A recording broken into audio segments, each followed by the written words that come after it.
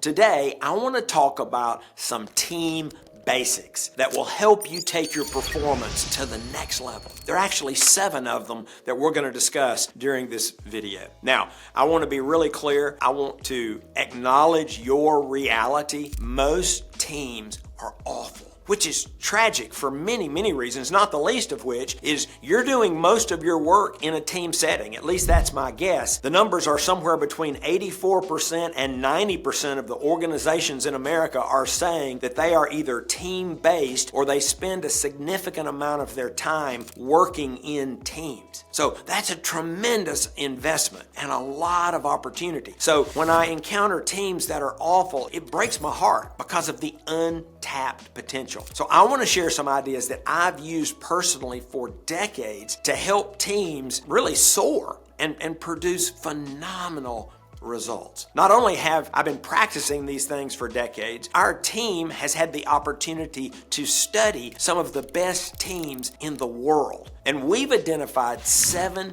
best practices. And these things are true and they're prevalent in the very best teams. So I'm going to unpack these kind of at a 50,000 foot level, and I promise to do some individual posts to go deeper on some of these things in the future. But I want to give these to you and ask you to think of them a little bit like a checklist, maybe an assessment for the health and vitality of your team. If you are living in one of those floundering, one of those awful teams, maybe you can take one or more of these best practices and begin to implement it right away. Now, somebody's going to say, do I have to do all these things? You don't have to do any of these things. But the more of these ideas that you embrace and begin to put in practice, the better the performance of your team will be. So let's look at 7 team basics. Number 1, the best teams create role clarity. I remember the leader who came in one day and told me he was frustrated with his team, and he was actually quite animated. And as I tried to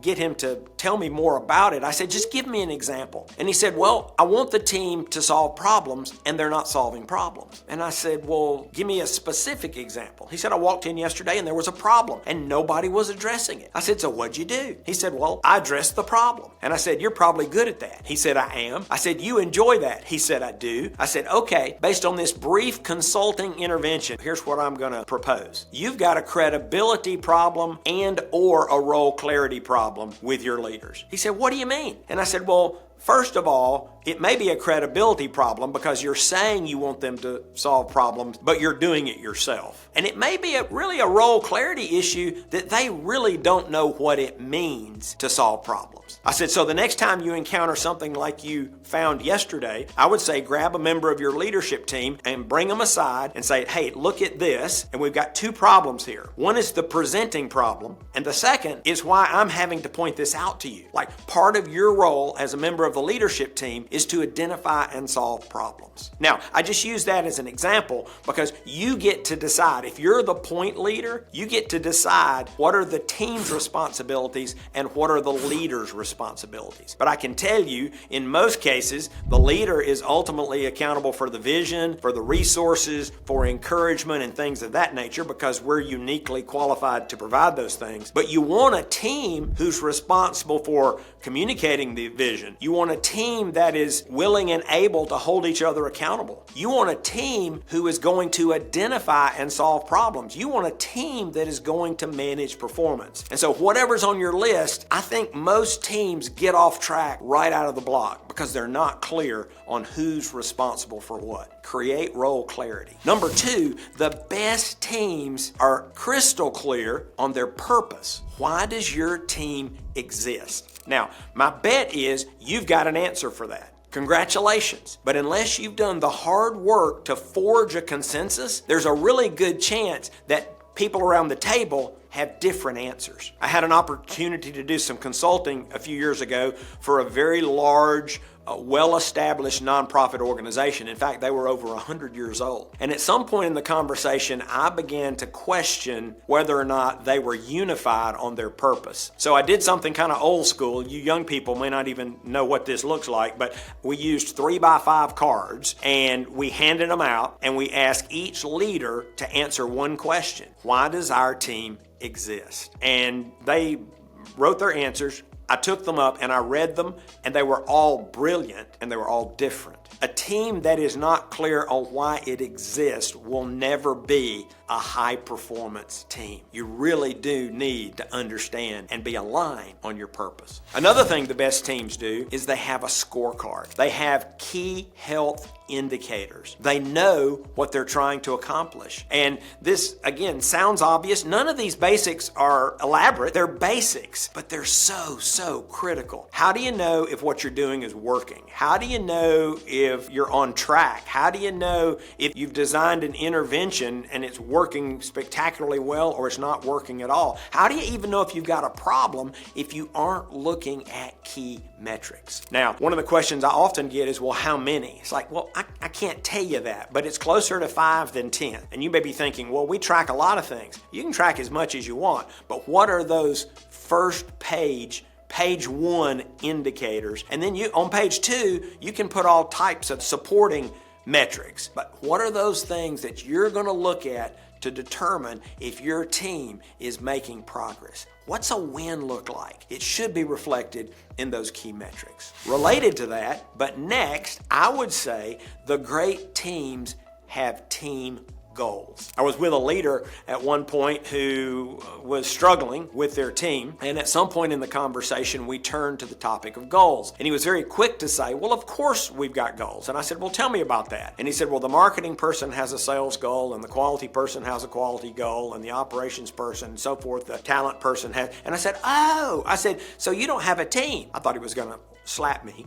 But here's what he had. He had a bunch of individual contributors who had individual goals. A team doesn't really become a team until you have shared goals. Now, you can still have those individual goals, but what are your shared goals? Here's another team basic. The best teams have great meetings. Now, I know that probably sounds really weird to you because you're more than likely in a lot of meetings that add no value. I saw some research just recently where one survey said, the participants said that about 35% of the meetings could be canceled with no ill effect. I'm guessing it's even higher than that if you're actually trying to judge the merit and worth of a meeting based on its outcomes and its output. But here's the good news. Your meetings don't have to be awful. And I promise I'll do another video soon to tell you some of the things that you can do. But your meetings are a unique opportunity when you bring the team together, either in person or virtually, and you can encourage and you can equip and you can challenge and you can problem solve, you can build community. There are just so many things you can do in that team setting that will help your team flourish. 2 more. Is your team spending enough time problem solving together? Not problem solving individually. I think the team's superpower may in fact be the collaboration and problem solving that we do together. Now you might be wondering why. Well, just think about it. You bring diverse perspectives, diverse education, diverse experience, diverse everything if you've got a good team, right? You bring all that together and you can do some very rich, deep, insightful problem solving. But are you doing that? Go back to the idea about meetings. How much of your meeting time is devoted to and dedicated to problem solving together? I was with a leader actually in her leadership team meeting, and everyone gave a status report on what they had been working on. And one leader in particular said, hey, we've still got this problem. I reported it the last time we met. It's still a problem. I want you to know that. And the leader said, well, thanks for sharing, and went to the next person, and everybody shared, and I'm wondering what's going to happen next. And they adjourned the meeting. And so I asked the leader afterwards, I said, hey, have you guys ever done any problem solving together? And she said, yeah. We did that 6 months ago. And I said, how'd it go? She said, it was fantastic. I said, well, why don't you do it more often? I mean, the guy said he's got a problem that he reported last time. Like, would that be a candidate? Maybe you guys could work together to solve a problem. Too many teams are squandering that time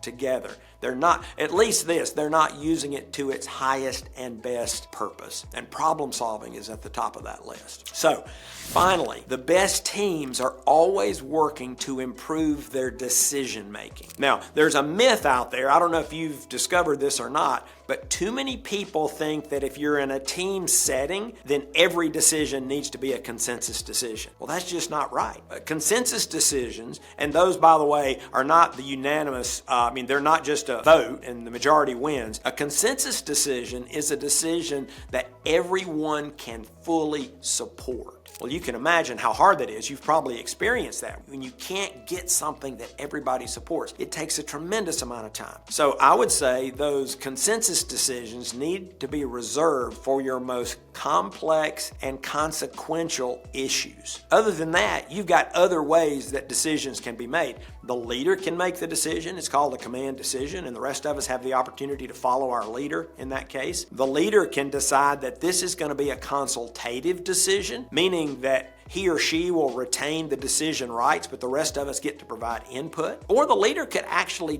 delegate the decision and tell someone else to go figure it out. And of course, as I mentioned, you could choose to play the consensus card, but be very, very careful. That's extremely time consuming and can lead to not only a lot of frustration, but virtual gridlock in an organization when you can't make those important decisions. So here's the bottom line. You don't have to do all of those things. You don't have to do any of them. But the more of those basics you put in play, the better your team will be. High performance is within your reach.